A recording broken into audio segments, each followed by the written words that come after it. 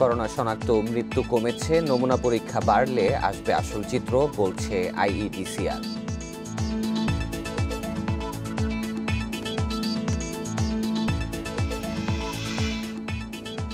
ছয় মাসে নিহত ২৪ বাংলাদেশি। বিজিবি বিএসএফ বৈঠকে সীমান্ত হত্যা বন্ধে জোর দেবে ঢাকা।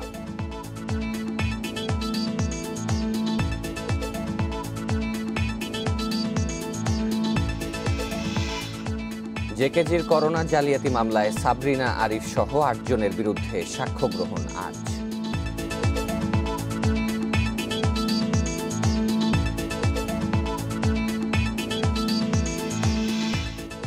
শরীয়তপুরে অবৈধ বালু উত্তোলন প্রভাবশালী চক্রের ভাঙনের শঙ্কায় পদ্মার ডানতির রক্ষাবাদ।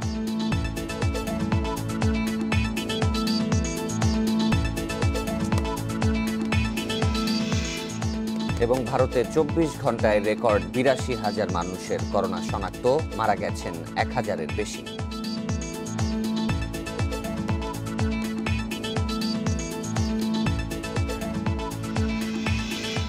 সকাল ৯টার বিরতিহীন ইন্ডিপেন্ডেন্ট সংবাদে স্বাগত, সাথে আছি সাফাত বিন ফরিদ।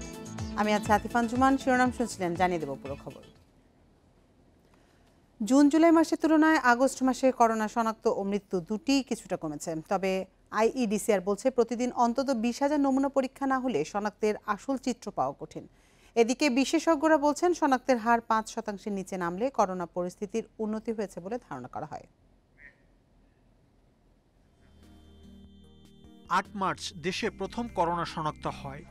এর ১০ দিনের মাথায় ১৮ মার্চ প্রথম একজনের মৃত্যু হয়। মার্চে মৃত্যুর সংখ্যা ছিল ৫ জন। এরপর সময় যত গড়িয়েছে বেড়েছে আক্রান্ত, সেই সঙ্গে বেড়েছে মৃত্যু। তবে আগের ২ মাসের তুলনায় আগস্ট মাসে করোনা শনাক্ত ও মৃত্যু দুটি কিছুটা কমেছে। আইডিসিআর তথ্য বলছে জুন মাসে করোনা শনাক্ত হয়েছে ৯৮,৩৩০ জনের, আর মৃত্যু হয়েছে ১,১৯৭ জনের। জুলাই শনাক্ত ৯২,১৭৮ জন, করোনায় মারা যান ১,২৬৪ জন। আগস্টে শনাক্ত ৭৫,৩৩৫ জন, আর মৃত্যু হয়েছে ১,১৭০ জনের। করোনার নমুনা পরীক্ষা বিবেচনায় জুনে শনাক্তের হার ছিল ২১.৪৯%। জুলাইয়ে এটি বেড়ে দাঁড়ায় ২২.৪৬%। তবে আগস্টে এটি কমে ২০.৯০% দাঁড়ায়। দেশে আগস্ট পর্যন্ত মোট করোনা শনাক্তের হার ২০.১৯%, আর মোট মৃত্যুর হার ১.৩৭%। আইডিসিআর তথ্য বলছে মৃতদের মধ্যে ঢাকায় সর্বোচ্চ ৪৮.৩৩% করোনা রোগী মারা যান, আর সবচেয়ে কম মৃত্যু হয় ময়মনসিংহ বিভাগে। প্রতি সপ্তাহে যদি এই মাত্রাটা কমতে থাকে তাহলে আমরা একটা প্রবণতা পাবো। সেক্ষেত্রে আমাদেরকে অপেক্ষা করতে হবে। এখন যারা শনাক্ত হচ্ছেন বা গত সপ্তাহে যারা শনাক্ত হয়েছেন তার একটা প্রভাব আমরা দেখব হয়তো আগামী ২ সপ্তাহের মাথায়। বিশেষজ্ঞরা বলছেন সাময়িক শনাক্ত ও মৃত্যু কিছুটা কমলেও করোনা থেকে বাঁচতে সচেতনতার কোনো বিকল্প নেই। গত কিছুদিন ধরে যে রোগীর সংখ্যা এবং মৃত্যু হার ডিজি অফিসের যে ওয়েবসাইট থেকে দেখানো হচ্ছে, এটার মানে এটা মনে করার কোনো কারণ নেই যে এখানে রোগী কমে গেছে বা মৃত্যু হার কমে গেছে। এটা হচ্ছে আমাদের টেস্টটা একটা প্লেটুতে এসে গেছে। টেস্টগুলো আমরা করতে পারতেছি না সঠিকভাবে রোগীদের জন্য। যারা ২৪ ঘন্টার মধ্যে হাসপাতালে এসে মারা যাচ্ছে ওদের কোনো টেস্ট করা হচ্ছে না। ওয়ার্ল্ডোমিটারের তথ্য অনুযায়ী করোনা শনাক্তের সংখ্যায় চীন ইটালিকে ছাড়িয়ে বিশ্ব তালিকায় ১৫ নম্বরে এখন বাংলাদেশ, আর মৃতের সংখ্যার দিক থেকে ২৯ নম্বরে। মাহমুদ শরীফ, ইন্ডিপেন্ডেন্ট নিউজ, ঢাকা। এদিকে দেশে করোনায় আরও ৩৫ জনের মৃত্যু হয়েছে, এর মধ্যে পুরুষ ২৩ জন এবং নারী ১২ জন। এ নিয়ে মোট প্রাণহানি দাঁড়ালো ৪,৩৫১ জনে। বুধবার স্বাস্থ্য অধিদপ্তরের বিজ্ঞপ্তিতে জানানো হয় ২৪ ঘন্টায় দেশে ৯৩টি ল্যাবে ১৫,২০৪ নমুনা পরীক্ষা করা হয়েছে। এতে করোনা শনাক্ত হয় ২,৫৮২ জনের। পরীক্ষা বিবেচনায় শনাক্তের হার ১৬.৯৮%। দেশে মোট করোনা আক্রান্তের সংখ্যা দাঁড়ালো ৩,১৭,৫২৮ জনে। পরীক্ষা বিবেচনায় এ পর্যন্ত শনাক্তের হার ২০.১৩%। শনাক্ত বিবেচনায় মৃত্যুর হার ১.৩৭। সুস্থ হয়েছেন আরও ২,৮৩৯ জন। এ নিয়ে মোট সুস্থ ২,১১,০১৬ জন। দিল্লি বৈঠকে সীমান্তে প্রাণঘাতী অস্ত্র ব্যবহার বন্ধের সিদ্ধান্তে 9 বছর পরও পরিস্থিতি রয়ে গেছে অভিন্ন। গত 6 মাসে বিএসএফ এর গুলিতে প্রাণ গেছে 24 বাংলাদেশের। ঢাকায় 13 থেকে 18 সেপ্টেম্বরে বিজিবি বিএসএফ এর বৈঠক প্রসঙ্গ টেনে স্বরাষ্ট্রমন্ত্রী জানিয়েছেন, এবারও সীমান্তে হত্যা বন্ধের উপরই জোর দেবে বাংলাদেশ। তবে মানবাধিকার কর্মীদের দাবি, এইসব হত্যাকাণ্ডের দ্বিপাক্ষিক তদন্ত করতে হবে। সীমান্ত হত্যা শূন্যে নামিয়ে আনার প্রতিশ্রুতিতে বিজিবি বিএসএফ এর মহাপরিচালক পর্যায়ের সবশেষ বৈঠকটি হয় নয়াদিল্লিতে গত বছরের 27 ডিসেম্বর। এর এক মাসের মাথায় শুধু জানুয়ারিতেই বিএসএফ এর গুলিতে মারা যান 12 বাংলাদেশি। করোনার শুরুতে মার্চে সীমান্ত হত্যা শূন্যে থাকলেও এপ্রিলে প্রাণহানি 4 জনের। মানবাধিকার সংগঠন আইন ও সালিশ কেন্দ্রের জরিপ বলছে, গত 6 মাসে বিএসএফ এর গুলিতে নিহত হয়েছেন 24 বাংলাদেশি, নির্যাতনের শিকার 16 জন। আর 2019 সালের জরিপে মিলেছে 43 প্রাণহানির তথ্য। 2013 সাল থেকে এবছরের জুলাই পর্যন্ত নিহতের সংখ্যা 242। যে সমস্ত মানুষ হত্যাকাণ্ডের শিকার হচ্ছে তারা নিরস্ত্র। আর সর্বশেষ যে বিষয়টি তারা বলার চেষ্টা করছেন যে ভারতের অভ্যন্তরে ঘটনাগুলি ঘটছে, বিষয়টি তেমন না। যদি ভারতের অভ্যন্তরে একজন ইল্লিগালি প্রবেশ করে, তাকে তো হত্যা করার দরকার নেই। এই ক্ষেত্রে এই ধরনের হত্যাকাণ্ড চলতে দেওয়া উচিত না ভারতের পক্ষে। আর একটা হচ্ছে, এই ধরনের ঘটনা ঘটার সাথে সাথে দ্বিপাক্ষিক তদন্ত হওয়া দরকার। এ অবস্থার মধ্যেই 13 সেপ্টেম্বর 12 সদস্যের প্রতিনিধি দল নিয়ে 6 দিনের ঢাকা সফরে আসছেন বিএসএফ এর নতুন মহাপরিচালক রাকেশ আস্তানা। ঢাকার পিলখানায় মহাপরিচালক পর্যায়ের বৈঠকে অংশ নেওয়ার পাশাপাশি সিলেট সহ কয়েকটি সীমান্ত এলাকাও পরিদর্শন করবেন তারা। এবারের বৈঠকে অরক্ষিত সীমান্তে কাঁটা তার দেয়া সহ অপরাধ দমনের বিষয়টি তুলবে ভারত। আর ঢাকার পক্ষে যথারীতি গুরুত্ব দেওয়া হবে সীমান্ত হত্যা বন্ধে। লেথাল উইপেন্সগুলো যাতে না ইউজ হয়, বিজিবি এবং বিএসএফ এর যে মিটিংটা হবে, এই প্রসঙ্গটা নিশ্চয়ই প্রাধান্য পাবে। তারা যেইভাবে কাঁটাতারের বেড়া দিতে চেয়েছিল, আমরা সেটা রাজি হতে পারিনি। কূটনৈতিক বিশ্লেষকরা বলছেন, করোনা মহামারীর মধ্যেও দুই প্রতিবেশী সীমান্তে হত্যা বাড়া উদ্বেগের। তাদের মতে এ প্রশ্নে ঢাকা যত সোচ্চার হবে, ততই সক্রিয় হবে নয়াদিল্লি। রাজনৈতিক সদিচ্ছাটা যদি থাকে এবং সুনির্দিষ্ট নির্দেশনা যদি মাঠ পর্যায়ে থাকে, তাহলে এই ঘটনাগুলো এড়িয়ে যাওয়া সম্ভব। এবং তার যেহেতু অন্যান্য বিকল্পগুলো আছে, সেই বিকল্পগুলো আমরা অনুসন্ধান করতে পারি। বাংলাদেশ ভারতের মধ্যে রয়েছে 4096 কিলোমিটারের সীমান্ত।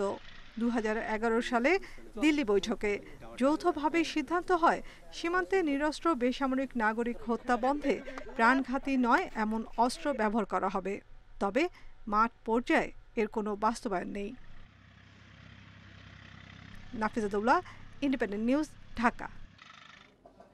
শুরু হলো বুয়েট ছাত্র আবরার ফাহাদ হত্যা মামলায় অভিযোগ গঠনের শুনানি। প্রথম দিন শুনানি হয়েছে 25 আসামির 13 জনের বিরুদ্ধে। এ সময় আবরার হত্যায় তাদের সবার বিরুদ্ধে সুনির্দিষ্ট অভিযোগ আছে এবং কেউ দায় এড়াতে পারে না বলে অভিযোগ গঠনের আবেদন করে রাষ্ট্রপক্ষ। অন্যদিকে আসামিপক্ষের আইনজীবীরা আবেদন করেন অভিযোগ থেকে অব্যাহতির। বুয়েট ছাত্র আবরার হত্যা মামলার 22 আসামিকে কারাগার থেকে আদালতে আনা হয় সকাল 8টায়। বেলা 12টায় শুরু হয় অভিযোগ গঠনের শুনানি। প্রথম দিন অভিযোগ গঠনের শুনানি হয়েছে 13 আসামির বিরুদ্ধে। শুনানিতে রাষ্ট্রপক্ষের আইনজীবী বলেন, আসামিরা ক্ষমতার দম্ভ ও অহংকার প্রকাশ করেছেন। যেভাবে তারা আবরারের ওপর নির্যাতন চালিয়ে হত্যা করেছে, তা শুধু নৃশংস নয়, জঘন্যতম অপরাধ। তিনি হত্যা ও সংশ্লিষ্টতার অভিযোগে সবার বিরুদ্ধে অভিযোগ গঠনের আবেদন করেন। সকল আসামির বিরুদ্ধে তারা একই উদ্দেশ্যে, এককভাবে নয়, একই উদ্দেশ্যে তারা সলা পরামর্শ করে আবরারকে হত্যা করেছে। তার জন্য 302, 34, 109 এবং 114 অভিযোগ তাদের বিরুদ্ধে এনেছি এবং আমরা তাদের বিরুদ্ধে সকলে চার্জ গঠন করার জন্য আমরা বলেছি। তবে অভিযোগ থেকে অব্যাহতি চেয়ে আবেদন করেন 13 আসামির আইনজীবী। অনিকের আইনজীবী আবরারের মৃত্যুকে অনিচ্ছাকৃত ঘটনা দাবি করে 302 ধারায় অভিযোগ গঠনের বিপক্ষে যুক্তি উপস্থাপন করে। এছাড়া আবু হোরায়রা ও তোহার আইনজীবী বলেন, তারা আবরারকে হাসপাতালে নেওয়া ও চিকিৎসার কথা বলেছিল, তাই এ মামলায় আসামি নয় বরং সাক্ষী হিসেবে থাকতে পারতেন। আর এই যুক্তিতে অভিযোগ থেকে তাদের অব্যাহতিও চাওয়া হয়েছে। যেইটুক প্রসিকিউশন রিপোর্ট দিয়েছে সেই রিপোর্টের মধ্যে এইটা ডিসক্লোজ হয় না যে উইলফুল অথবা গ্রিভিয়াস হার্ট অথবা হত্যা করার জন্য কোনো এই ঘটনাটা ঘটছে এমন কোনো ডকুমেন্ট প্রসিকিউশন হাতে নাই। আসামিদের উদ্দেশ্য ছিল না মেরে দেওয়ার, যেহেতু আপনারা পোস্টমর্টম যে রিপোর্ট দেখেছেন সেখানে আপনারা দেখা যায় যে সিম্পল ইনজুরির একটা নেচারের এখন আছে। আমরা মনে করি যে এটা একটা দুর্ঘটনা ঘটে গেছে। এদিকে পলাতক আছেন মামলার 3 আসামি মোর্শেদুজ্জামান জিসান, এহতেশামুল রাব্বি তানিম এবং মোস্তফা রাফিদ। আর দায় স্বীকার করে আদালতে জবানবন্দি দিয়েছেন 8 জন। গত বছরের 6 অক্টোবর বুয়েটের শেরেবাংলা হলের একটি কক্ষে ইলেকট্রিক্যাল অ্যান্ড ইলেকট্রনিক ইঞ্জিনিয়ারিং বিভাগের 2য় বর্ষের ছাত্র আবরার ফাহাদকে শিবির সন্দেহে পিটিয়ে হত্যা করা হয়। পরে আন্দোলনের মুখে বিশ্ববিদ্যালয় ক্যাম্পাসে সব ধরনের রাজনৈতিক কর্মকাণ্ড নিষিদ্ধ ঘোষণা করে বুয়েট প্রশাসন। জান্নাতুল ফেরদাউস তানভি, ইন্ডিপেন্ডেন্ট নিউজ, ঢাকা। ঢাকা রেসিডেন্সিয়ালের ছাত্র নাইমুল আবরার রাহাতের অবহেলাজনিত মৃত্যুর মামলায় প্রথম আলোর সহযোগী সম্পাদক এবং কিশোর আলোর সম্পাদক আনিসুল হক সহ 5 জনের মালামাল জব্দের নির্দেশ দিয়েছে আদালত। বুধবার এই নির্দেশ দেয় ঢাকার মহানগর হাকিম আদালত। মামলার 10 আসামির মধ্যে 5 জন জামিন নিলেও তারা নেননি। বুধবার সকালে ঢাকার মহানগর হাকিম জসিমউদ্দিনের আদালতে ঢাকা রেসিডেন্সিয়ালের 9ম শ্রেণীর ছাত্র নাইমুল আবরারের মৃত্যুর মামলার শুনানি হয়। প্রথম আলোর সহযোগী সম্পাদক ও কিশোর আলোর সম্পাদক আনিসুল হক সহ জামিন না নেয়া 5 জনের মালামাল ক্রোকের নির্দেশ দেওয়া হয়। ক্রোক তামিল সংক্রান্ত প্রতিবেদন দাখিলের জন্য 20 সেপ্টেম্বর দিন ধার্য করেন আদালত। এ মামলার আসামিদের মধ্যে আনিসুল হক ছাড়া অন্য 4 জন হলেন কবির বকুল, শুভাশিস প্রামাণিক, মহিতুল আলম ও শাহপরান। আনিসুল হক, কবির বকুল সহ যে বাকি যে 5 জন জামিন নেন নাই তাদের গ্রেপ্তারি পরোয়ানাটা তামিল করবার জন্য আছে। সে আলোকে বিজ্ঞ আদালত বলেছেন যেহেতু এটা গ্রেপ্তারি পরোয়ানা তামিল করবার জন্য আছে, এখন পরবর্তী আইনগত স্টেপ যেটা প্রথমে আসবে হচ্ছে মালামাল ক্রোকের আদেশ হবে, তারপরে হচ্ছে পত্রিকায় বিজ্ঞপ্তির আদেশ হবে। গত বছরের 1 নভেম্বর প্রথম আলোর কিশোর ম্যাগাজিন কিশোর আলোর অনুষ্ঠান দেখতে গিয়ে বিদ্যুৎ স্পর্শে মারা যায় ঢাকা রেসিডেন্সিয়াল মডেল কলেজের 9ম শ্রেণীর ছাত্র নাইমুল আবরার। এ ঘটনায় 6 নভেম্বর প্রথম আলোর সম্পাদক সহ অজ্ঞাতনামা কয়েকজনের বিরুদ্ধে আদালতে মামলা করেন আবরারের বাবা মুজিবুর রহমান। গত 16 জানুয়ারি মোহাম্মদপুর থানার পরিদর্শক আব্দুল লতিফ 10 জনের বিরুদ্ধে আদালতে তদন্ত প্রতিবেদন দাখিল করেন। প্রতিবেদনে বলা হয় আসামিদের দায়িত্বে অবহেলায় আবরারের মৃত্যু হয়েছে। প্রতিবেদন আমলে নিয়ে সেদিনই আসামিদের বিরুদ্ধে গ্রেফতারি পরোয়ানা জারি করেন আদালত। বর্তমানে এ মামলায় প্রথম আলো সম্পাদক মতিউর রহমান সহ 5 জন জামিনে আছেন। মাহমুদুন নবী, ইন্ডিপেন্ডেন্ট নিউজ, ঢাকা। করোনা নমুনা টেস্ট জালিয়াতির ঘটনায় গ্রেপ্তার জেকেজির আরিফুল হক চৌধুরী ও সাবরিনা আরিফ চৌধুরী সহ 8 জনের বিরুদ্ধে সাক্ষ্য গ্রহণ আজ বেলা 3টার দিকে ঢাকা মেট্রোপলিটন ম্যাজিস্ট্রেট শরাফুজ্জামান আনসারী আদালতে শুনানির কথা রয়েছে। এর আগে গত 27 আগস্ট শুরু হয় এ মামলার সাক্ষ্য গ্রহণ। সেদিন আদালতে সাক্ষ্য দেন মামলার বাদী কামাল হোসেন। তিনি এজাহার সমর্থন করে জবানবন্দি দেন এবং আসামিদের শনাক্ত করেন। সাবরিনা ও আরিফুল হক চৌধুরী ছাড়া মামলার অন্য আসামিরা হলেন আবু সাইদ চৌধুরী, হুমায়ুন কবির হিমু, তানজিলা পাটোয়ারি, বিপ্লব দাস, শফিকুল ইসলাম রোমিও ও জেবুন্নেসা। 5 আগস্ট এই মামলায় সাবরিনা, আরিফুল হক চৌধুরী সহ 8 জনের বিরুদ্ধে সিএমএম অভিযোগপত্র দেয় মহানগর গোয়েন্দা পুলিশ। 20 আগস্ট আসামিদের বিরুদ্ধে অভিযোগ গঠন করেন আদালত। করোনা পরীক্ষা নামে প্রতারণার অভিযোগে 23 জুন সাবরিনার স্বামী আরিফুল হক চৌধুরী সহ 6 জনকে গ্রেপ্তার করে পুলিশ। সিনহা হত্যায় সাবেক ওসি প্রদীপকে প্রায় 7 ঘন্টা জেল গেটে জিজ্ঞাসাবাদ করেছে স্বরাষ্ট্র মন্ত্রণালয়ের কমিটি। এতে কয়েকদিনের মধ্যেই তদন্ত প্রতিবেদন দেয়া যাবে বলে আশা তাদের। এদিকে 3য় দফায় রিমান্ড শুরুর দিনই সিনহাকে গুলি করে হত্যার ঘটনায় আদালতে স্বীকারোক্তি দেন পুলিশের মামলার 3 সাক্ষী। 3য় দফায় 3 দিনের রিমান্ডের শুরুর দিনেই স্বীকারোক্তির জন্য সিনিয়র জুডিশিয়াল ম্যাজিস্ট্রেট তামান্না ফারার খাসকামরায় নেওয়া হয় পুলিশের করা মামলার 3 সাক্ষী নুরুল আমিন, নিজামুদ্দিন ও আয়াসকে। 4.5 ঘন্টারও বেশি সময় ধরে জবানবন্দির পর তাদের কারাগারে পাঠায় আদালত। জবানবন্দি দেয়া নুরুল আমিনই সিনহাকে পাহাড়ে দেখে ডাকাত সন্দেহে খবর দিয়েছিলেন বলে উল্লেখ আছে পুলিশের করা মামলায়। আর নিজামুদ্দিন সম্পর্কে বলা হয়েছে মসজিদের মাইকে ডাকাত আসার কথা জানান তিনি। আসামির দোষ স্বীকারোক্তিমূলক জবানবন্দি রেকর্ড করার জন্য আমরা বিজ্ঞ আদালতের কাছে উপস্থাপন করেছিলাম। আমরা কপি পেয়েছি, এখন পড়ে দেখব তারা কি বলছে না বলছে। এদিকে সকাল 10:30টায় সাবেক ওসি প্রদীপের সাক্ষ্য নিতে কারাগারে যায় স্বরাষ্ট্র মন্ত্রণালয়ের তদন্ত কমিটি। সেখানে বিকেল 5:30 পর্যন্ত জিজ্ঞাসাবাদ করা হয় তাকে। তিনি যে কথাবার্তাগুলো বলেছেন সেগুলো এখন আমাদের প্রাপ্ত অন্যান্য তথ্যগুলোর সাথে বিশ্লেষণ করে আমরা আমাদের রিপোর্টটি ফাইনাল করে ফেলব এবং আমরা এবার যে সময়টি দেয়া হয়েছে সরকারের তরফ থেকে আমরা এই নির্ধারিত সময় আমাদের রিপোর্ট জমা দিয়ে দিই। শুরুতে 7 কর্মদিবসে প্রতিবেদন দেওয়ার কথা থাকলেও প্রদীপ এতদিন র্যাব হেফাজতে থাকায় তার সাক্ষ্য নিতে পারছিল না স্বরাষ্ট্র মন্ত্রণালয়ের তদন্ত কমিটি, তাই প্রতিবেদন দেয়া যায়নি 1 মাসেও। Iftekhar Faisal, independent news, Cox's Bazar. কক্সবাজারে অবসরপ্রাপ্ত মেজর সিনহা রাশেদ খান হত্যা নৃশংসতম ঘটনা বলে মন্তব্য করেছেন সেনাপ্রধান জেনারেল আজিজ আহমেদ।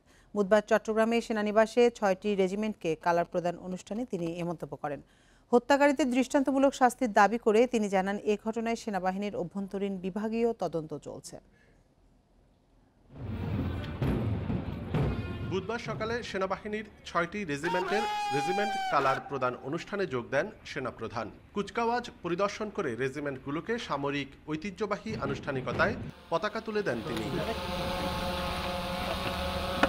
অনুষ্ঠান শেষে গণমাধ্যম কর্মীদের সেনাপ্রধান বলেন, কক্সবাজারে অবসরপ্রাপ্ত মেজর সিনহা রাশেদের হত্যাকাণ্ড নৃশংসতম ঘটনা। জানান, এই ঘটনার পর একটি অশুভ চক্র অতীতের মতোই পুলিশ ও সেনাবাহিনীর মধ্যে অস্থিরতা তৈরির চেষ্টা করেছে, তবে তারা সফল হতে পারেনি। এরকম একটা ঘটনাকে নিয়ে কেউ যদি অন্য কিছু করার চেষ্টা করে সেটা সত্যি খুব দুঃখজনক ঘটনা এবং সেটা কাঙ্ক্ষিত নয়। সেনাপ্রধান হিসাবে আশা করতে চাই যে তদন্তটা সুস্থভাবে সম্পন্ন হবে এবং যারা প্রকৃত ক্রিমিনাল তাদের উপযুক্ত এবং দৃষ্টান্তমূলক শাস্তি হবে। সিনহা হত্যাকাণ্ডের বিষয়ে সেনাবাহিনীর অভ্যন্তরীণ বিভাগীয় তদন্ত চললেও এ বিষয়ে সরকারের কাছে কোনো সুপারিশ করা হবে না বলেও জানান সেনাপ্রধান। এবং এই তদন্ত দল সরকারকে তাদের যেটা হলো উপযুক্ত তারা মনে করবে সেই তারা সুপারিশগুলো করবে। এখানে সেনাবাহিনীর পক্ষ থেকে সুপারিশ করার কোনো সুযোগ আছে বলে আমি মনে করি না। গত 31 জুলাই টেকনাফে পুলিশের গুলিতে মারা যান সাবেক সেনা কর্মকর্তা সিনহা মোহাম্মদ রাশেদ খান। হত্যা মামলাটি তদন্ত করছে র্যাব। মামলায় এ পর্যন্ত টেকনাফ থানার সাবেক ওসি প্রদীপ দাস সহ 10 পুলিশ সদস্যকে বিভিন্ন মেয়াদে রিমান্ডে জিজ্ঞাসাবাদ করা হয়েছে। অনুপম শীল, ইন্ডিপেন্ডেন্ট নিউজ, চট্টগ্রাম। এদিকে সাবেক ওসি প্রদীপ সহ 53 জনের বিরুদ্ধে আরও 2টি হত্যা মামলা হয়েছে কক্সবাজার আদালতে। চাঁদা না পেয়ে মুসা আকবর ও শাহাবুদ্দিন নামে 2 জনকে হত্যার অভিযোগে এই মামলা দুটি করা হয়। বুধবার কক্সবাজারের চিফ জুডিশিয়াল ম্যাজিস্ট্রেট হেলাল উদ্দিনের আদালতে একটি মামলা করেন মুসার স্ত্রী শাহিনা আক্তার এবং অন্য মামলাটি করেন শাহাবুদ্দিনের বড় ভাই হাফিজ আহমদ। 20 লাখ টাকা চাঁদা না পেয়ে মুসা আকবরকে ক্রসফায়ারে হত্যার অভিযোগে করা মামলায় আসামি করা হয় প্রদীপ সহ 27 জনকে। 10 কার্যদিবসে এর প্রতিবেদন দিতে বলা হয়েছে, আর অন্য মামলার প্রতিবেদন দিতে হবে 15 কার্যদিবসে।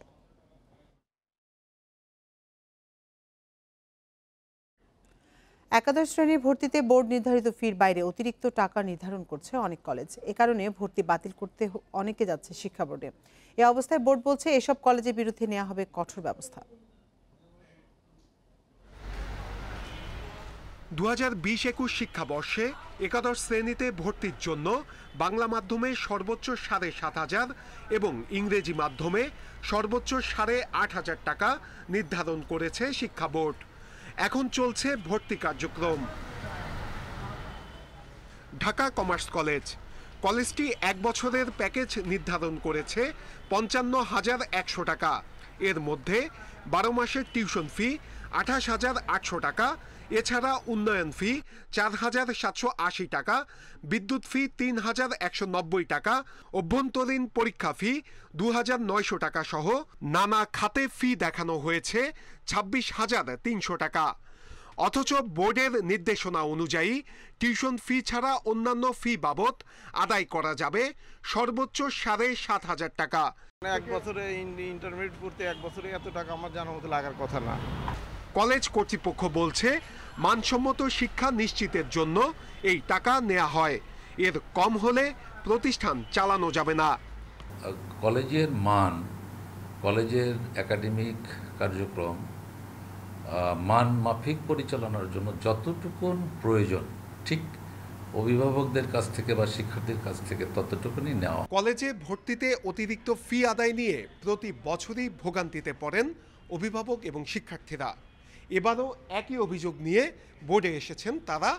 সংশ্লিষ্টরা বলছেন এসব প্রতিষ্ঠানের বিরুদ্ধে দৃষ্টান্তমূলক শাস্তি নিশ্চিত করা গেলে শেষ হবে এই ভোগান্তির। অতিরিক্ত ফি দেখে অনেকে ভর্তি বাতিল করতে যাচ্ছে বোর্ডে। ওনারা ফিসটা বেশি যাচ্ছে, 12,500 টাকা ভর্তি ফিস, মাসে 900 টাকা বেতন, এই আর কি। অতিরিক্ত ফি যারা আদায় করছে তাদের বিরুদ্ধে কঠোর ব্যবস্থা নেওয়া হবে। কেউ যদি নিয়ে থাকে আমরা তাদেরকে নিয়ম মাফিক আমরা তদন্তপূর্বক যদি এটা সত্যতা প্রমাণিত হয় আমরা তাদেরকে এই টাকা ফেরত দেওয়ার ব্যবস্থা করব। আর আইনানুগ যে ব্যবস্থা আছে আমাদের পাঠদানের অনুমতি স্থগিত করার ব্যবস্থা আছে, তার যদি আমাদের কথা না মানে আমরা স্থগিতের ব্যবস্থা নেব। এরকম অভিযোগ সরাসরি জানানোর আহ্বান বোর্ডের। নূরে আলম, ইন্ডিপেন্ডেন্ট নিউজ, ঢাকা। করোনার কারণে জেএসসি জেডিসি পরীক্ষা বাতিল হয় অষ্টম শ্রেণীর শিক্ষার্থীদের নিজ নিজ বিদ্যালয়ে মূল্যায়নে নবম শ্রেণীতে নেওয়া হবে। এ বিষয়ে শিক্ষা প্রতিষ্ঠানগুলোকে নির্দেশনা দেওয়া হবে বলে জানিয়েছে ঢাকা মাধ্যমিক ও উচ্চ মাধ্যমিক শিক্ষা বোর্ড।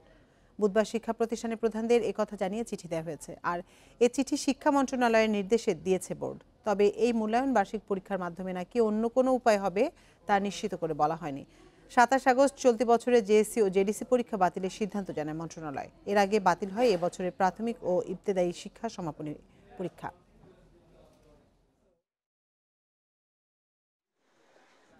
স্বামীর কৃষি জমি সহ সব সম্পত্তির অংশীদার হবেন হিন্দু বিধবা নারীরা। বুধবার এক মামলায় রায়ে ঐতিহাসিক এই সিদ্ধান্ত দিয়েছে হাইকোর্ট। বিচারপতি মিহতাব উদ্দিন চৌধুরীর একক বেঞ্চে রায় দেন। এতে 83 বছর ধরে আইনি বেড়াজালে স্বামীর কৃষি জমি থেকে বঞ্চিত হওয়ার অবসান ঘটবে বলে আশা করছেন আইনজীবীরা। বিধবা নারী তার স্বামীর কৃষিজমি পাওয়ার অধিকার রাখেন না, এই দাবিতে 1996 সালে খুলনার বিচারিক আদালতে মামলা করেন সেই নারীর দেবর যতীন্দ্রনাথ মণ্ডল। বিচারিক আদালতের রায়ে বলা হয় বিধবারা স্বামীর অকৃষি জমির অধিকার রাখলেও কৃষিজমির অধিকার রাখেন না। আপিলের পর ভিন্ন মত দেন জেলা জজ। রায়ে বলা হয় স্বামীর কৃষি জমিরও অংশীদার হবেন বিধবা। এর বিরুদ্ধে আপিল করা হয় হাইকোর্টে। দুই পক্ষের শুনানির পাশাপাশি বিশেষজ্ঞ আইনজীবীদের মতামত নেয় হাইকোর্ট। এরপর বুধবার আসে রায়। এতে বলা হয়েছে হিন্দু বিধবা নারীরা অকৃষি জমির মতো স্বামীর কৃষি জমিরও মালিক হবেন। অরিজিনাল যে 1937 সালের আইনে যেখানে অ্যানি প্রপার্টির কথা বলা আছে, সেক্ষেত্রে বাংলাদেশে এই আইনটাকেই আজকের আদালত মহামান্য হাইকোর্ট ডিভিশন যেটা বলে দিলেন যে আমাদের প্রচলিত আইনের মধ্যেই হচ্ছে কৃষি অকৃষি জমিটা পেতে পারেন। 83 বছর ধরে আইনি বেড়াজালে স্বামীর কৃষি জমি থেকে বঞ্চিত হওয়ার পর এ রায়কে ঐতিহাসিক বলছেন আইনজীবীরা। যেহেতু হচ্ছে ইন্ডিয়ান তৎকালীন হচ্ছে ফেডারেল গভর্নমেন্ট ছিল এবং বাংলাদেশ স্বাধীনতার পরে ইউনিটারি গভর্নমেন্ট হয়ে যায়, রাষ্ট্রের পরিকাঠামোগত পরিবর্তনের কারণে ইন্ডিয়াতে যে লিমিটেশন ছিল লেজিসলেটরদের, বাংলাদেশি সংসদের এ ধরনের কোনো লিমিটেশন নেই। আইনে ভিন্নতা থাকায় শুধুমাত্র সিলেটের হিন্দু বিধবা নারীরা এতদিন স্বামীর কৃষি জমি ভাগ পেয়ে আসছিলেন। রিজওয়ানুল হক, ইন্ডিপেন্ডেন্ট নিউজ, ঢাকা। বিরতিহীন ইন্ডিপেন্ডেন্ট সংবাদে আরো যা থাকছে। খাগড়াছড়ির দুর্গম এলাকায় সেবা দিচ্ছে 97 কমিউনিটি ক্লিনিক। করোনা নমুনাও সংগ্রহ করছেন স্বাস্থ্যকর্মীরা।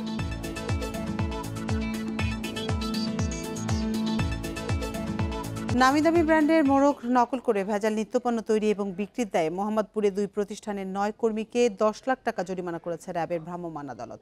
প্রতিষ্ঠান দুটির মালিকের বিরুদ্ধে হবে বিশেষ ক্ষমতা আইনি মামলা। এছাড়া আরেক অভিযানে নবাবপুরের 6টি নকল বৈদ্যুতিক কেবল কারখানা সিলগালা আর সাজা দেওয়া হয়েছে 15 জনকে।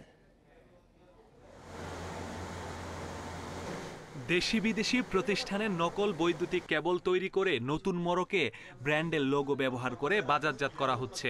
নবাবপুরে এমন তথ্যে অভিযানে যায় র্যাবের ভ্রাম্যমাণ আদালত। অভিযানে খোঁজ মেলে 6টি কারখানার। তারা কোনো অনুমোদন ছাড়াই তৈরি করছিল বৈদ্যুতিক তার। র্যাবের নির্বাহী ম্যাজিস্ট্রেট জানান, নিম্নমানের এসব কেবলের কারণে নানা সময়ে শর্ট সার্কিট থেকে ঘটছে অগ্নিকাণ্ড। বিজলি, পলিকেবল, প্যারাডাইজ, ইস্টার্ন কেবল, বিবিএস এবং বিআরবি, এই নামি দামি কোম্পানির তারগুলো এখানে নকল করতেছে। আমরা এরকম 6টি প্রতিষ্ঠান, 6টি কারখানা অভিযান পরিচালনা করেছি। তো এই 6টি কারখানা থেকে আমরা 15 জনকে আটক করে, যাদের মধ্যে কারিগর এবং ম্যানেজার রয়েছেন, আটক করে বিভিন্ন মেয়াদে কারাদণ্ড আদেশ করা হয়েছে। এরপর মোহাম্মদপুরের ঢাকা উদ্যানে অভিযানে যায় র্যাবের আরেক ভ্রাম্যমাণ আদালত। সেখানে পাওয়া যায় Safareza food and consumer limited ও এমআর কনজিউমার প্রোডাক্টের তেলসহ 12 ধরনের ভোজ্য পণ্যের বাজারজাত করে Safareza food and consumer limited, অথচ তাদের নেই বিএসটিআই এর অনুমোদন। পাশাপাশি পণ্য তৈরি, প্যাকেজিং ও বাজারজাতে মানা হচ্ছে না কোনো নিয়মকানুন। এ সময় অস্বাস্থ্যকর পরিবেশে তৈরি করা 2 কোটি টাকার খাদ্যদ্রব্য জব্দ করা হয়। মান ছাড়া বা বিএসটিআই লাইসেন্স ব্যতীত এগুলোর নানা রকম ক্ষতি আছে আমাদের স্বাস্থ্যের উপরে আছে এবং স্কিনের উপরে। এটা আসলে মানে বলার কোনো অবকাশ নাই যে এটা ক্ষতি করে। এমআর কনজিউমার প্রোডাক্টে গিয়ে দেখা যায় সাবান, ডিটারজেন্ট তৈরি হচ্ছে টিন শেডে। অনুমোদন তো দূরের কথা, তাদের তৈরি পণ্যে বাজারজাত হচ্ছে নামি দামি ব্র্যান্ডের মোড়ক নকল করে। এসব অনিয়মে 2 প্রতিষ্ঠানের 9 জনকে 10 লাখ টাকা জরিমানা করা হয়েছে। অনাদায়ে 6 থেকে 1 বছর মেয়াদে সাজা দিয়েছে র্যাবের ভ্রাম্যমাণ আদালত। প্রত্যেককেই 1 লক্ষ টাকা করে জরিমানা, অনাদায়ে কিন্তু আমরা 3 মাসের বিনাশ্রম কারাদণ্ড আরোপ করা হয়েছে। এবং এই যারা পলাতক মালিক মোহাম্মদ সেলিম রেজা, মুসলিম সরকার এবং জালাল সরকার, তাদের বিরুদ্ধে কিন্তু আপনার বিশেষ ক্ষমতা আইনে মামলা দায়েরের কার্যক্রম আপনার চলমান রয়েছে। অভিযানে 2 কোটি টাকার পণ্য জব্দের পাশাপাশি সিলগালা করা হয়েছে প্রতিষ্ঠান 2টিকে। Masudur Rahman, independent news, Dhaka. দুর্নীতির অভিযোগে করা 2 মামলায় স্বাস্থ্য অধিদপ্তরে বরখাস্ত হওয়া হিসাবরক্ষণ কর্মকর্তা আফজাল হোসেনের 14 দিনের রিমান্ড মঞ্জুর করেছে আদালত। মহানগর সিনিয়র স্পেশাল জজ কে এম ইমরুল কায়েসের আদালত এই আদেশ দেন। দুদকের আইনজীবী জানান, মামলা দুটিতে আফজাল দম্পতির বিরুদ্ধে 36.5 কোটি টাকার অবৈধ সম্পদ অর্জন এবং দখলে রাখার অভিযোগ আনা হয়। এছাড়া দীর্ঘ সময় ধরে স্থানান্তর, রূপান্তর এবং হস্তান্তরের মাধ্যমে 284 কোটি টাকার মানি লন্ডারিং এর অভিযোগও আনা হয়েছে। গত 26 আগস্ট আফজাল হোসেন আত্মসমর্পণ করে জামিন চান। সে আবেদন নামঞ্জুর করে তাকে কারাগারে পাঠায় আদালত। দুদকের অনুসন্ধানে ওনার অস্ট্রেলিয়াতে, কানাডা এবং মালয়েশিয়াতে মানি লন্ডারিংয়ের কিছু নথিপত্র পাওয়া গেছে। আজকে সেই রিমান্ডের শুনানি হয়েছে। উভয় পক্ষের শুনানি শেষে মাননীয় আদালত প্রতি মামলায় আফজাল হোসেনকে 7 দিন করে রিমান্ড মঞ্জুর করেছে। শরীয়তপুরের নড়িয়ায় বন্ধ হচ্ছে না প্রভাবশালী চক্রের অবৈধ বালু উত্তোলন। এতে ভাঙনের শঙ্কায় নির্মাণাধীন পদ্মার ডানটির রক্ষাবাদ। অভিযোগ উঠেছে, পদ্মার মাঝামাঝিতে স্থানীয় একাধিক চক্র বালু তুলে চালাচ্ছে রমরমা ব্যবসা। ঘটনা তদন্ত করে জড়িতদের বিরুদ্ধে ব্যবস্থা নেওয়ার আশ্বাস প্রশাসনের। পদ্মার মাঝামাঝি ডুবোচর খননে কাজ শুরু হয় গত বছরের ফেব্রুয়ারিতে। এর প্রায় 10 কিলোমিটার অংশে খনন করে ঠিকাদারি প্রতিষ্ঠান বেঙ্গল গ্রুপ। চলতি বছরের 20 জুন 4.5 কিলোমিটার খনন শেষে চ্যানেলটি উন্মুক্ত করে পানি উন্নয়ন বোর্ড। অভিযোগ উঠেছে, স্থানীয় জনপ্রতিনিধি ও ব্যবসায়ীদের যোগ সাজশে চ্যানেল থেকে অবৈধভাবে প্রতিদিন অন্তত 1 লাখ ঘনফুট বালু তোলা ও বিক্রি করা হচ্ছে। এ অবস্থায় পুরো প্রকল্প এলাকায় ভাঙনের আশঙ্কা দেখা দিয়েছে। একদিকে মনে করেন বাঁধ দিতে কোটি কোটি টাকা খরচ করে, আরেকদিকে অবৈধ জাহাজ দিয়ে বালু কেটে লয়ে যেতেছে। তো বালু যদি কেটে লয়ে যায় তো নদী তো আবার ভাঙবো। তবে প্রকল্পে সরবরাহ করতে বালু তোলা হচ্ছে বলে দাবি অভিযুক্তদের। মজলুম আলীর দায়িত্বে সরকারি মাল দেওয়া হইতেছে। রহিম মেম্বার আমগো মালিক মানুষ বুঝছে এটা এভাবে আনছে। কাগজপত্র কিভাবে কি আছে না আছে বিষয় আমরা কিছু জানি না। 44টা পুকুর বেঙ্গল ওয়াটার দিতে সরকারি ভাবে মাল ফেলাই যাচ্ছে। ঠিক আছে, আমার কাছে কিনে নেবো কাটার খরচ দেয়। অবৈধ বালু উত্তোলনকারীদের বিরুদ্ধে আইনি ব্যবস্থা নেওয়ার আশ্বাস স্থানীয় প্রশাসনের। বালু উত্তোলন করেন এই ধরনের কোনো অনুমতি বা মৌখিকভাবেও আমি যতটুকু জানি যে বলা হয়নি। সেটা আসলে ইম্প্যাক্টটা কি হবে এটা আসলে অলরেডি সাডেন বা তাৎক্ষণিকভাবে বলাটা মুশকিল। আমরা জেলা প্রশাসন থেকে কাউকেই কোনো অনুমোদন দেইনি। যদি এই ধরনের অবৈধ ড্রেজারের মাধ্যমে ড্রেজিং করে কেউ বালু উত্তোলন করে থাকে তাদের বিরুদ্ধে আমরা কঠোর আইনানুগ ব্যবস্থা গ্রহণ করব। 2018 সালের ডিসেম্বরে 1077 কোটি টাকা ব্যয়ে পদ্মার ডানতির রক্ষা বাঁধ ও মাছ নদীতে খনন শুরু করে পানি উন্নয়ন বোর্ড। Independent news desk. এ নিয়ে আরো জানাতে শরীয়তপুর থেকে আমাদের সাথে সরাসরি যুক্ত হচ্ছেন সহকর্মী নুরুল আমিন রবিন। রবিন, প্রতি বছরই এই বর্ষাকালে নড়িয়ায় ভাঙন দেখা দেয়, তো এরপরেও অবৈধভাবে বালু তোলা বন্ধ করা যাচ্ছে না প্রভাবশালীদের।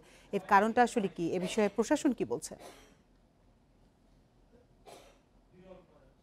দেখুন, এই প্রশাসন এখনো পর্যন্ত যে এই অবৈধ বালু উত্তোলনকারীদের বিরুদ্ধে কোনো ধরনের ব্যবস্থা নিয়েছে, এই ধরনের কোনো দৃশ্যমান কর্মকাণ্ড কিন্তু আমাদের চোখে পড়েনি। কারণ এই বালু উত্তোলনকারী যে চক্রটি রয়েছে, এরা কিন্তু দীর্ঘদিন যাবত এই প্রকল্প এলাকার ভেতর থেকে বালু উত্তোলন করে বিভিন্ন জায়গায় বিক্রি করছে। এর বাইরেও এই প্রকল্প এলাকাতেও কিন্তু এই বালু ব্যবহার করা হচ্ছে, এমনটি কিন্তু এই উত্তোলনকারী চক্রের সদস্য যারা রয়েছে তাদের সাথে আমার কথা হয়েছে, তারা আমাদেরকে জানিয়েছে।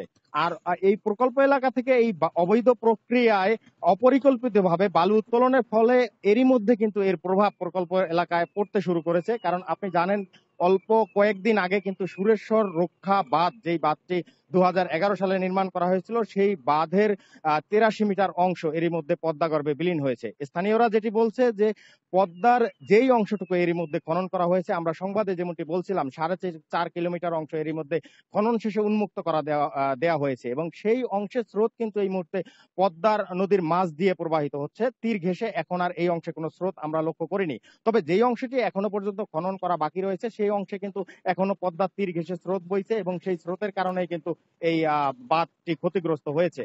তো এই অবৈধ যে বালু উত্তোলনকারী চক্রের সদস্যরা রয়েছে তাদের বিরুদ্ধে প্রশাসন যে ব্যবস্থা নিচ্ছে না, এর কারণ হিসেবে স্থানীয়রা যেটি শঙ্কা করছে, তারা কিছুটা প্রভাবশালী হওয়ায় তাদের বিরুদ্ধে কোনো ব্যবস্থা নেওয়া যাচ্ছে না।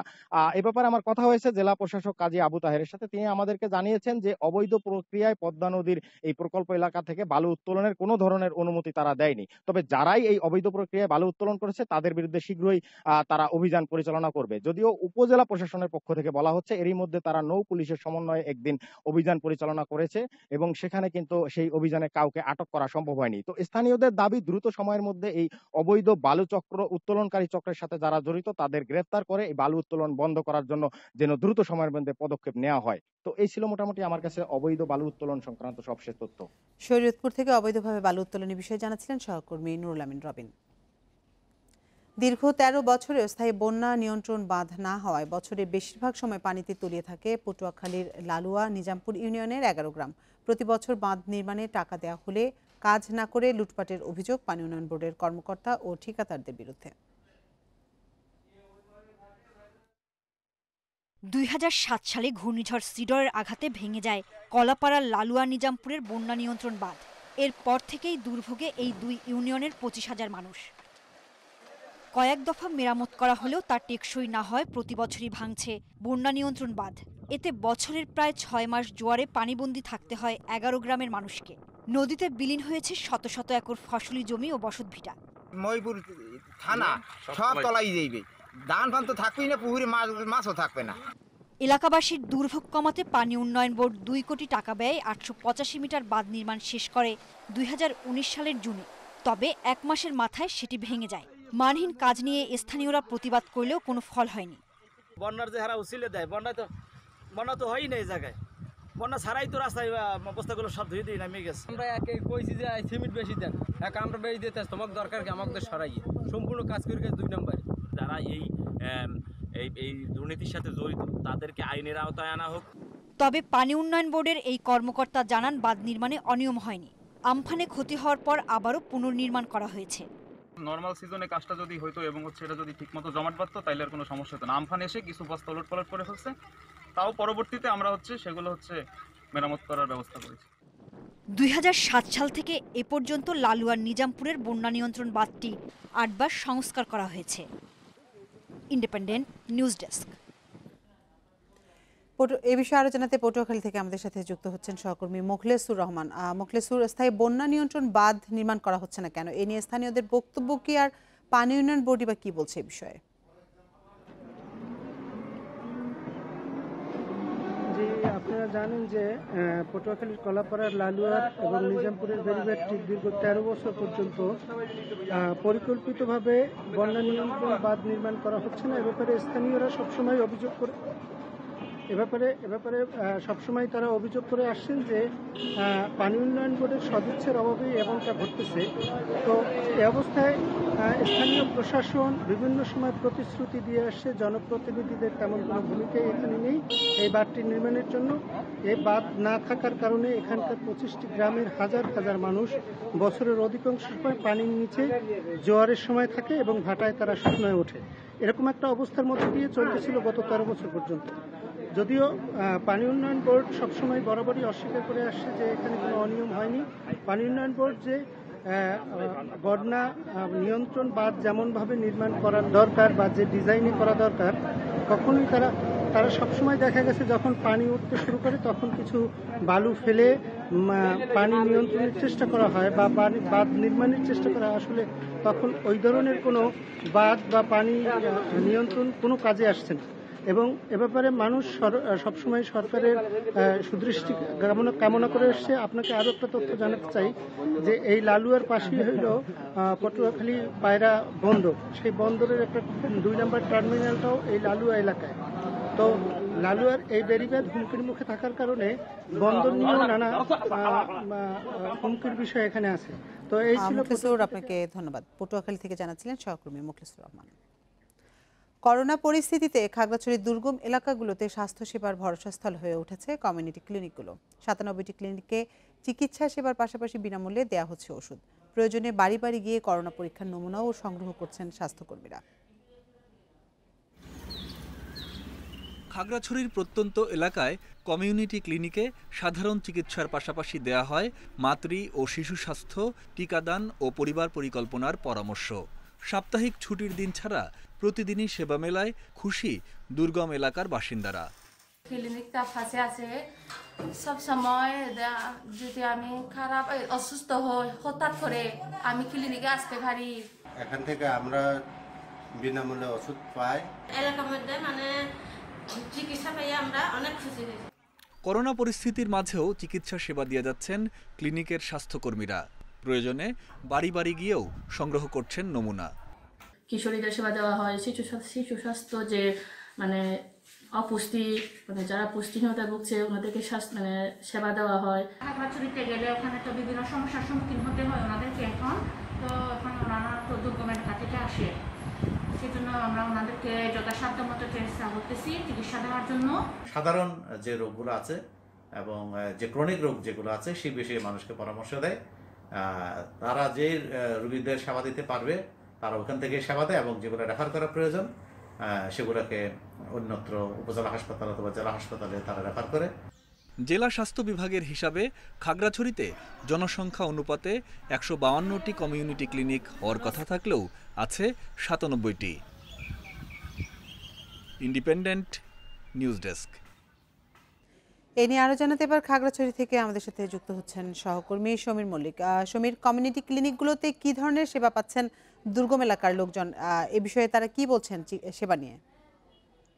দেখুন, পার্বত্য জেলা হিসেবে খাগড়াছড়ির 9টি উপজেলাতে কিন্তু বেশিরভাগ মানুষ দুর্গম এলাকায় বসবাস করে। যেহেতু করোনা পরিস্থিতির মধ্যে স্বাস্থ্যখাতে একটা ধরনের একটা অস্থিরতা ছিল বা সংকট ছিল, সেই জায়গাতে কিন্তু একটা বড় ধরনের কিন্তু ভূমিকা রেখেছে কমিউনিটি ক্লিনিকগুলো।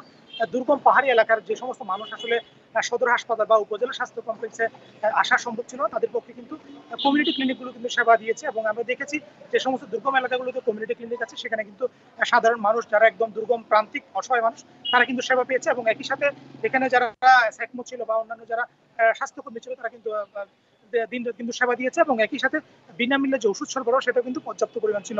এবং আরেকটা বিষয় বলে রাখি, খাগড়াছড়ি জেলা স্বাস্থ্য বিভাগের পক্ষ থেকে আমাদেরকে বলা হয়েছে প্রতি 2 মাসে খাগড়াছড়ি বিভিন্ন প্রত্যন্ত গ্রামে যে ট্রাইবাল যে উপজাতীয় যে দুর্গম এলাকাগুলো আছে সেখানে কিন্তু হেলথ ক্যাম্পের ব্যবস্থা করা হয়।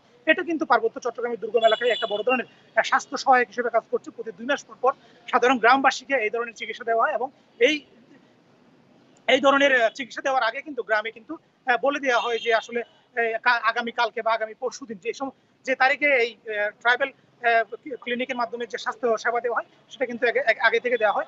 আরেকটা বিষয় আমরা বলেছি, এখানে যে নতুন করে যে কমিউনিটি ক্লিনিকগুলো সংকট রয়েছে সেই সংকটগুলো সমাধানের জন্য জেলা সিভিল সার্জনের পক্ষ থেকে উদ্যোগ নেওয়া হয়েছে, শূন্য পদে নিয়োগের একটা উদ্যোগ নেওয়া হয়েছে।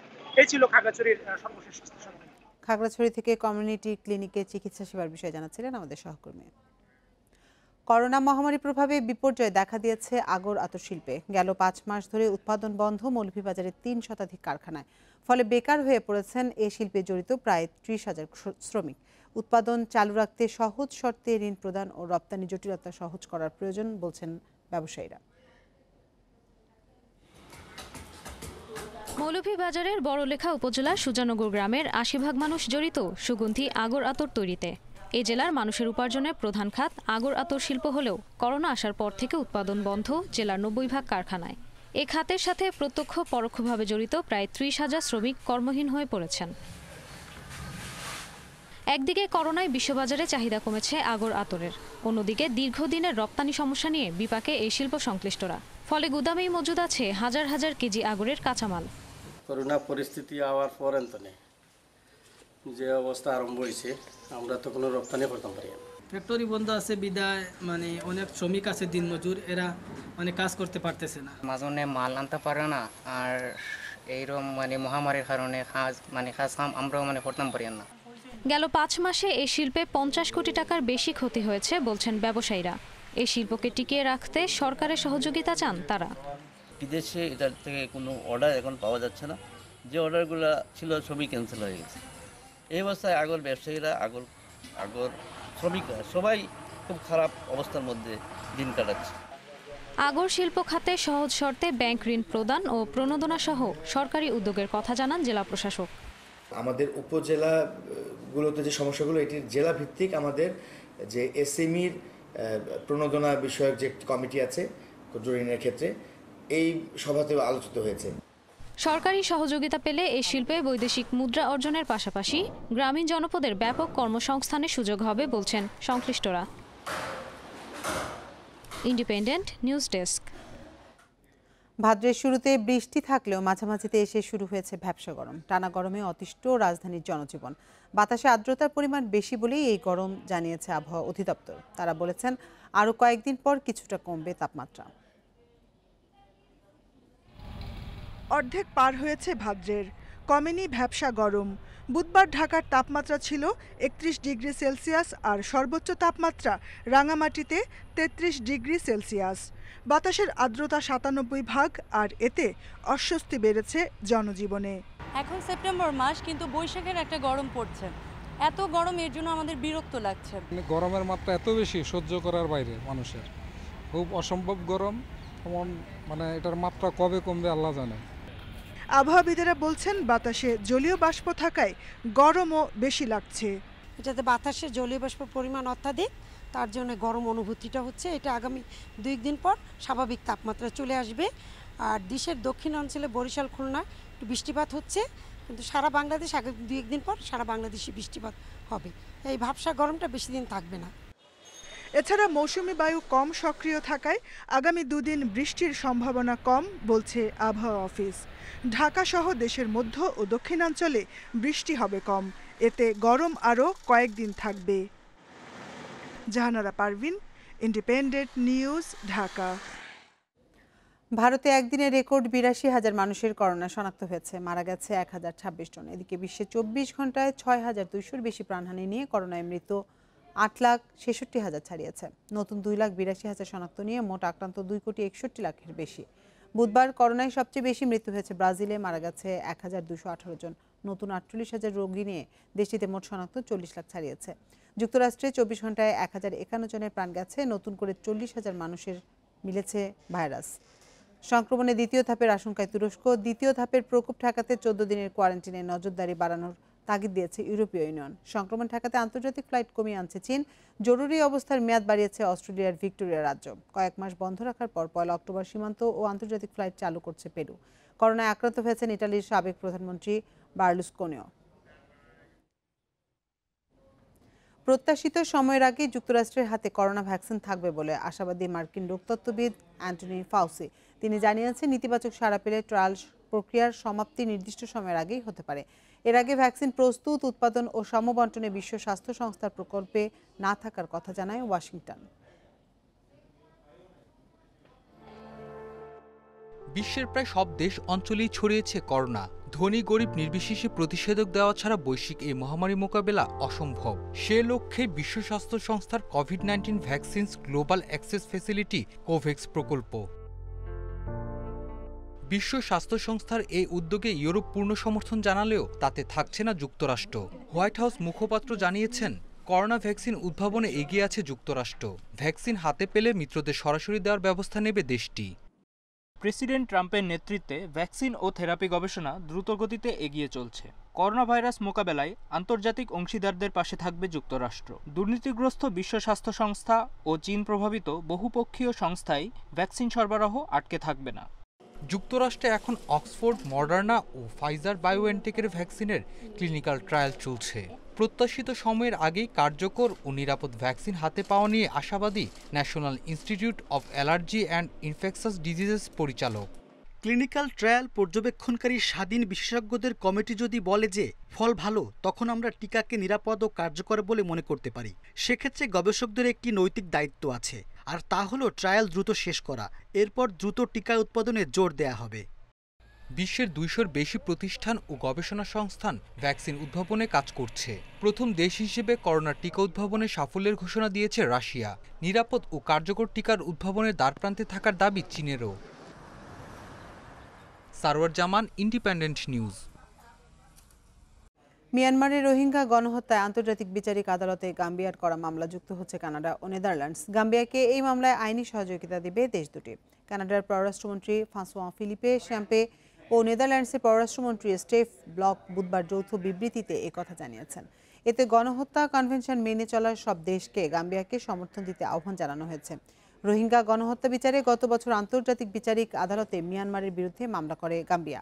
দুই পক্ষের শুনানির পর জানুয়ারিতে অন্তর্বর্তীকালীন আদেশে মিয়ানমারকে গণহত্যা বন্ধে পদক্ষেপ নেওয়ার নির্দেশ দেয় আদালত।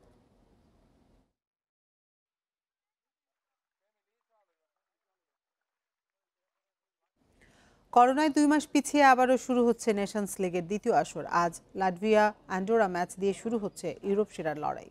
তবে প্রথম দিনের যত আলোচনা সেটা জার্মানি ও স্পেন ম্যাচ নিয়ে। শ্রেষ্ঠত্ব প্রমাণে মরিয়া ইউরোপের দুই পরাশক্তি। এদিকে ইউক্রেন লড়বে শক্তিশালী সুইজারল্যান্ডের বিপক্ষে, আর রাশিয়ার প্রতিপক্ষ সার্বিয়া। সবকটি ম্যাচ রাত 1:15টায়।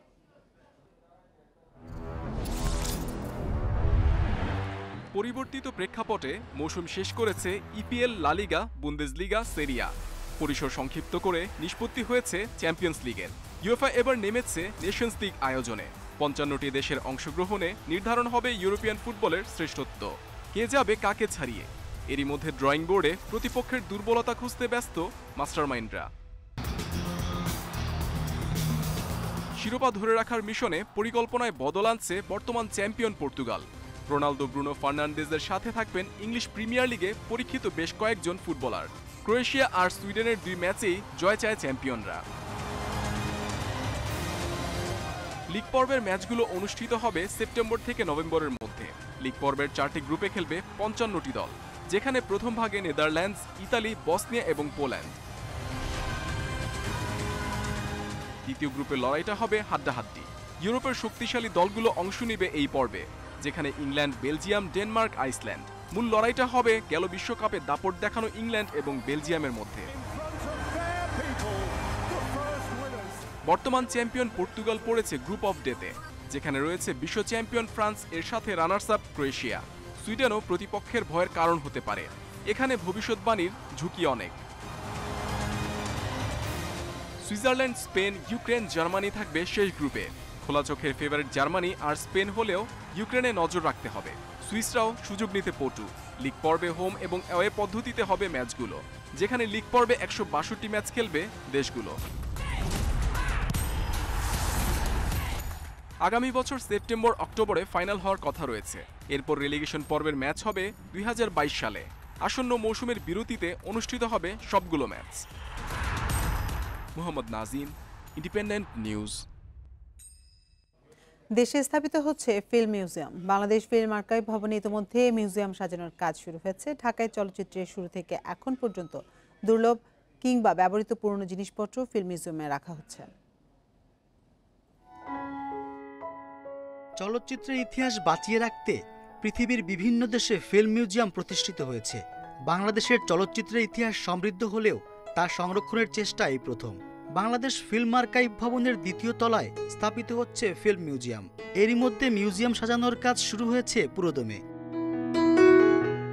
বাংলাদেশ চলচ্চিত্র উন্নয়ন কর্পোরেশন BFDC-তে ব্যবহৃত পুরনো ক্যামেরা, ফিল্মের নেগেটিভ, এডিটিং মেশিন, লাইট ইত্যাদি ফিল্ম মিউজিয়ামে রাখা হবে। এছাড়া প্রয়াত অনেক তারকা শিল্পীর স্মৃতি বহন করে এমন দুর্লভ জিনিসও মিউজিয়ামে রাখার উদ্যোগ নেওয়া হয়েছে। আগামী প্রজন্মের কাছে দেশের চলচ্চিত্রের ইতিহাস তুলে ধরতেই এই উদ্যোগ। এফডিসিতে শুরুর দিকে ওনারা যে ক্যামেরা ব্যবহার করতেন, যে এডিটিং প্যানেল ব্যবহার করতেন, বা যে বিষয়গুলো সিনেমার সাথে অনেক বেশি সম্পৃক্ত ছিল, যেগুলো আমাদের ইতিহাসের অংশ, তারাও সম্মত হয়েছেন with the kind approval of the ministry. Film museum স্থাপন চ্যালেঞ্জিং হলেও অসম্ভব কিছু নয় বলে মনে করছেন আর্কাইভ পরিচালক। মিউজিয়ামটি ঢেলে সাজাতে চলচ্চিত্র সংশ্লিষ্টদের সহায়তা চান তিনি। রাজ্জাক সাহেবের ব্যবহৃত যদি কোনো একটি নিদর্শনও যদি আমাদের এই মিউজিয়ামে রাখা যায়, আমি মনে করি মিউজিয়ামটি সমৃদ্ধ হবে। আমাদের মাঝে বুলবুল আহমেদ নেই, কেমন, তার কোনো নিদর্শন যদি তার মেয়ে বা তার স্ত্রী আমাদেরকে দেন, আমরা অ্যাপ্রোচ করব। চলতি বছর ফিল্ম মিউজিয়াম উন্মুক্ত করে দেওয়ার পরিকল্পনা আছে ফিল্ম আর্কাইভের। বিনামূল্যে দেশের চলচ্চিত্রের ইতিহাসে চোখ বোলানোর সুযোগ থাকছে সবার। Rezwan Siddiqui, independent news, Dhaka. এই ছিল 1 ঘন্টার ইন্ডিপেন্ডেন্ট সংবাদে। ইন্ডিপেন্ডেন্ট টেলিভিশনের সব খবর আরও বিস্তারিত জানতে চোখ রাখুন ফেসবুক, ইউটিউব এবং টুইটারে। ধন্যবাদ সবাইকে।